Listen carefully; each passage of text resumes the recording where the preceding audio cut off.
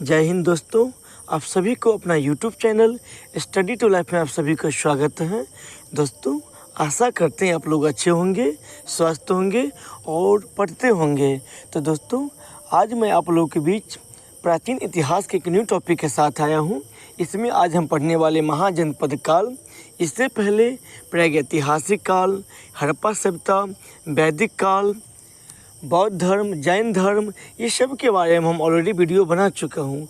अगर आप ये सब अगर नहीं देखे हैं तो आप हमारे डिस्क्रिप्शन बॉक्स के अंदर जाकर यहाँ पर लिंक लगा हुआ, आप यहाँ पर उसको देख सकते हैं।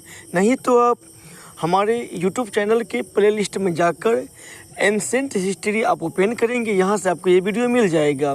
दोस्तों, अगर आप हमारे चैनल पर अगर न्यू आए हैं तो हमारे चैनल को सब्सक्राइब कर लीजिए और वीडियो अंत तक देखें, क्योंकि अंत में हम महाजनपद काल से संबंधित महत्वपूर्ण ऑब्जेक्टिव क्वेश्चन के भी शामिल किए हैं।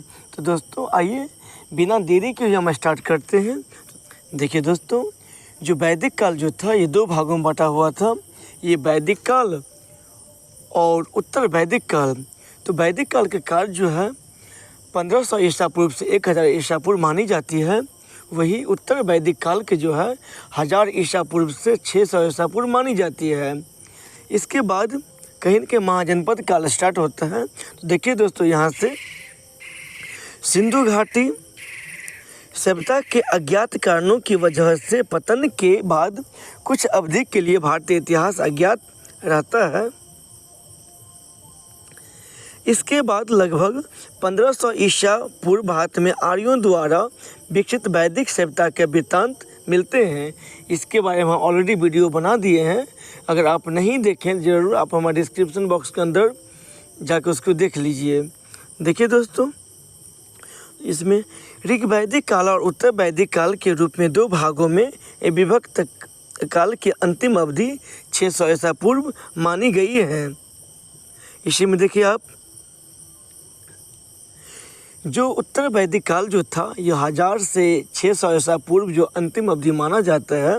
तो ये 600 ईसा पूर्व भारतीय ऐतिहासिक पटल पर व्यापक परिवर्तन होते हैं तथा सिंधु घाटी सभ्यता की प्रथम नगरीय क्रांति के बाद यह काल द्वितीय नगरीकरण का दौर माना जाता है। इस काल में महाजनपदों का उदय होने के साथ ही जैन एवं बौद्ध धर्म का विकास हुआ। जैन धर्म और बौद्ध धर्म पे ऑलरेडी हम वीडियो बना दिए हैं। आप हमारे डिस्क्रिप्शन बॉक्स के अंदर इसको आप देख सकते हैं, यहाँ पर लिंक लगा हुआ है इसका। देखिए दोस्तों, इसी में देखिए आप आगे, यहाँ से भारतीय इतिहास के एक निश्चित एवं क्रमबद्ध दिशा प्राप्त होती है तथा आगे चलकर उत्तर भारत एवं दक्षिण भारत के इतिहास के रूप में विभक्त हो जाता है। इसलिए ऋग वैदिक काल और उत्तर वैदिक काल में विभाजन का एक प्रमुख आधार यह भी है कि 600 ईसा पूर्व के बाद लोहे का व्यापक स्तर का प्रयोग होने लगा। तो दोस्तों, हड़प्पा सभ्यता का वीडियो देखे होंगे, इसमें हम बताए थे हड़प्पा सभ्यता एक कांस्य युगीन सभ्यता थी और इससे पहले प्रागैतिहासिक काल पढ़ाए हैं। इसमें पाषाण युग के बारे में हम आपको बताएं। इस समय में लोहा के बारे में लोग नहीं जानते थे। इसमें जितना भी औजार होता था पत्थर का हुआ करता था।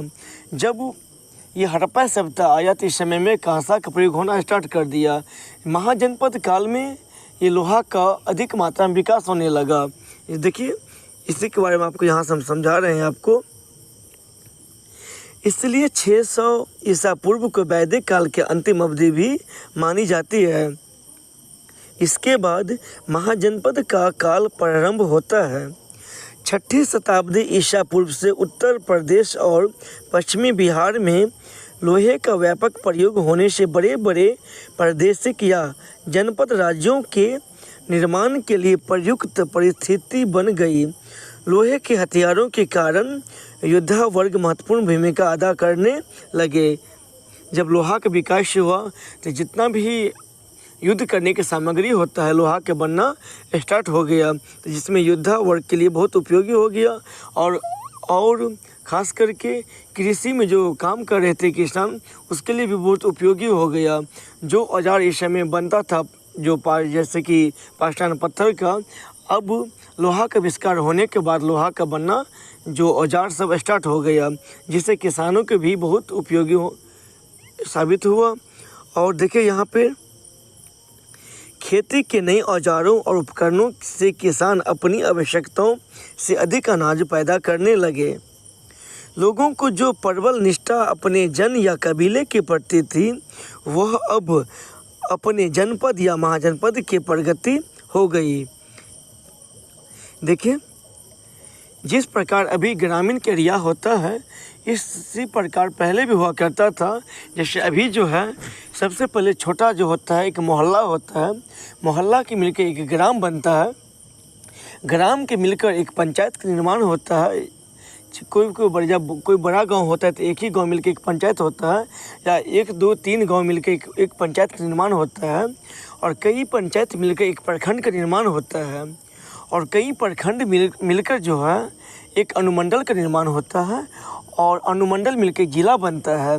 इसी प्रकार इससे पहले हुआ करता था। देखिए दोस्तों यहाँ से आपको बता रहे हैं, कबीला हुआ करता था, इसके बाद सबसे छोटे स्तर कबीला हो गया, इसके बाद ग्राम, जो देखिए ग्राम, इसके बाद ग्राम हो गया, इसके बाद जनपद, इसके बाद महाजनपद का सबसे बड़े स्तर के महाजनपद काल कहने लगा महाजनपद, इसलिए इसी को महाजनपद काल के नाम से भी जाना जाता है।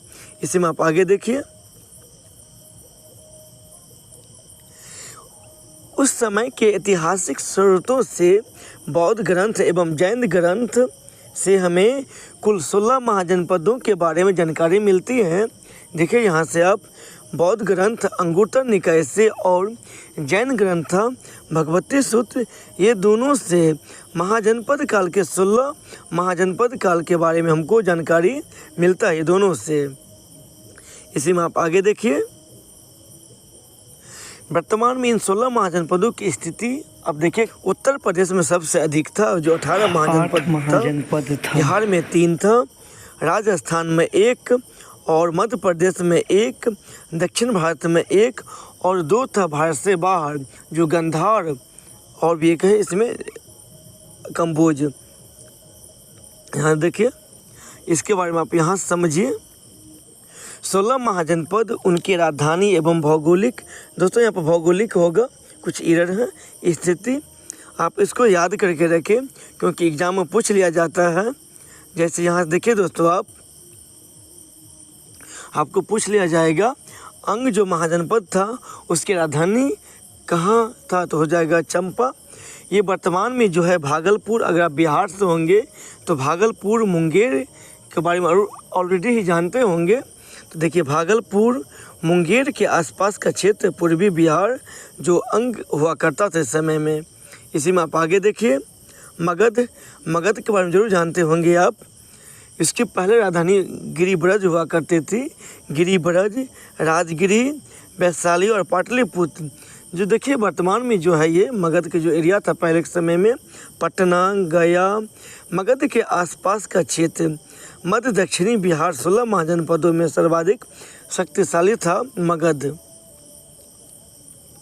इसी में आप आगे देखिए, काशी जो था उसकी राजधानी वाराणसी हुआ करता था।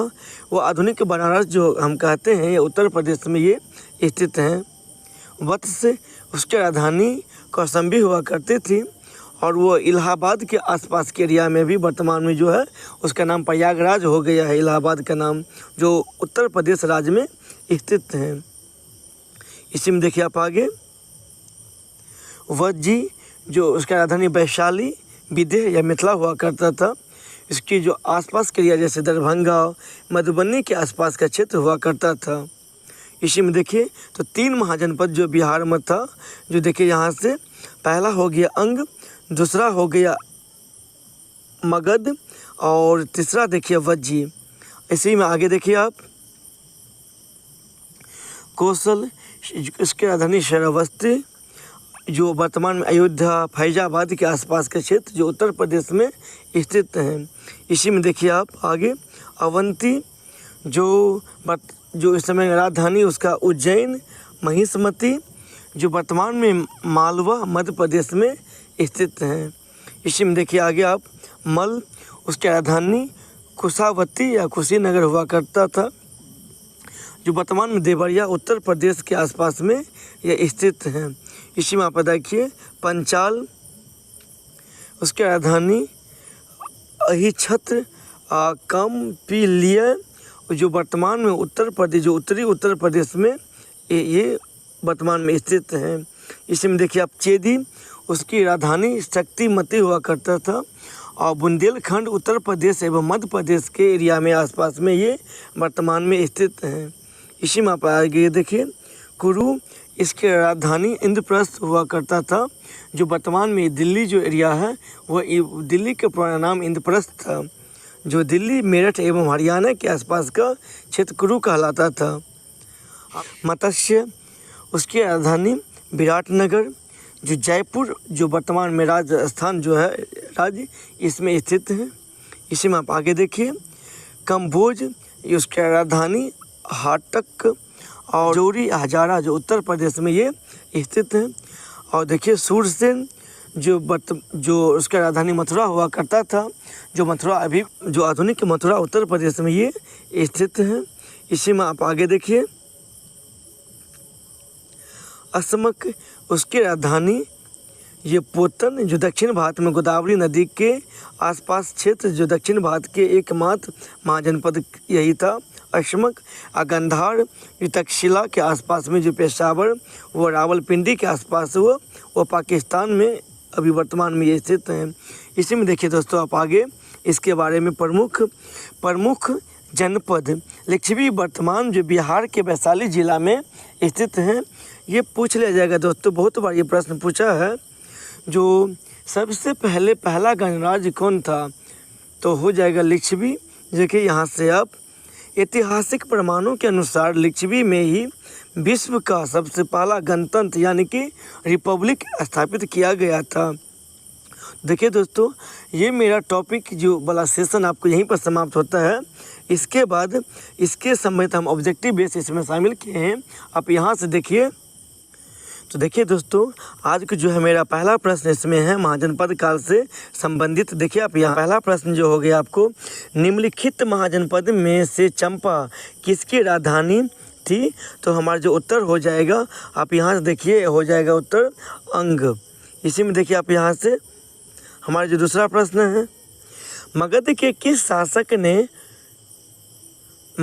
किस शासक ने कौशल व काशी राज्यों को अधिकृत किया था, तो हमारा जो उत्तर हो जाएगा यहाँ पे देखिए अजातशत्रु, उत्तर हो जाएगा ब। इसी में आप आगे देखिए मगध की प्रारंभिक राजधानी कौन थी, तो आपको बताएं हम यहाँ पर देखिए दोस्तों, जो इसका प्रारंभिक राजधानी जो है ये गिरिब्रज हुआ करती थी। इसके बाद राजगीर, वैशाली, पाटलिपुत्र, इस तरह से उसका राजधानी हुआ। इसी में आप आगे देखिए सुमेलित कीजिए। देखिए इसमें से मत्स्य, उसकी राजधानी विराटनगर सही है। अंग की राजधानी चंपा हुआ करती तो भी सही है। बत्स कौसंबी ये भी सही है। अवंती उज्जैन, ये इस तरह से ये पूरा इस प्रकार हमारा उत्तर हो जाएगा ये। और एक का हो जाएगा 1 और बी का हो जाएगा 2, सी का हो जाएगा 3 और डी का हो जाएगा 4। इसी में दोस्तों आप आगे देखिए हमारा जो अगला प्रश्न है, कौन सी नदियों ने मगध के यातायात, जल वितरण एवं जमीन उपजाऊ बनाने में महत्वपूर्ण योगदान दिया, उत्तर हो जाएगा हमारा गंगा एवं सोन, उत्तर हो जाएगा ये ब।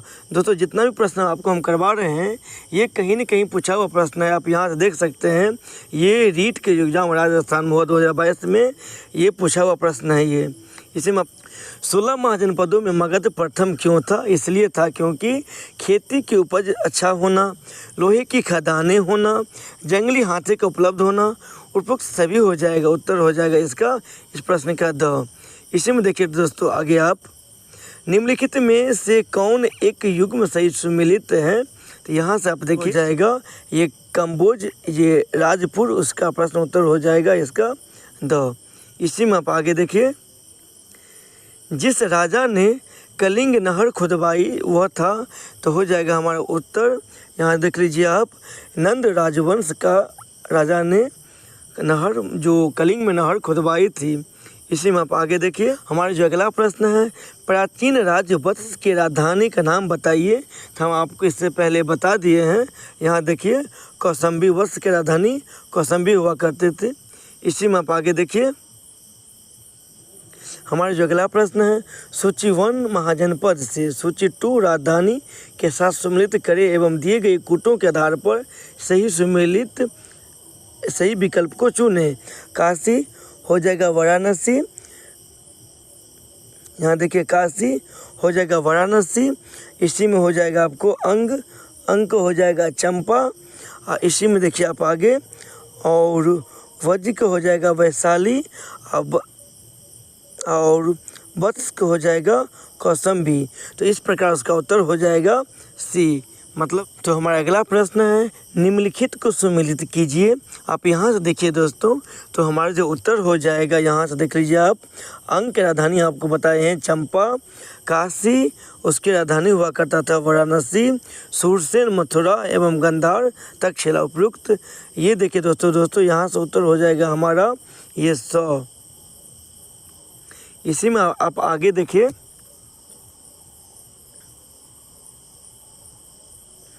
सूरसेन जनपद की राजधानी थी, तो हम आपको अभी जस्ट बताए हैं, उसकी राजधानी मथुरा हुआ करता था।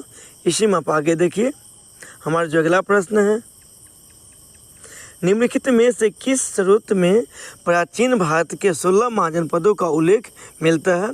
हम आपको बताए हैं, भगवती सूत्र एवं अंगुत्तर निकाय से 16 महाजनपद के बारे में जानकारी हमें मिलती है।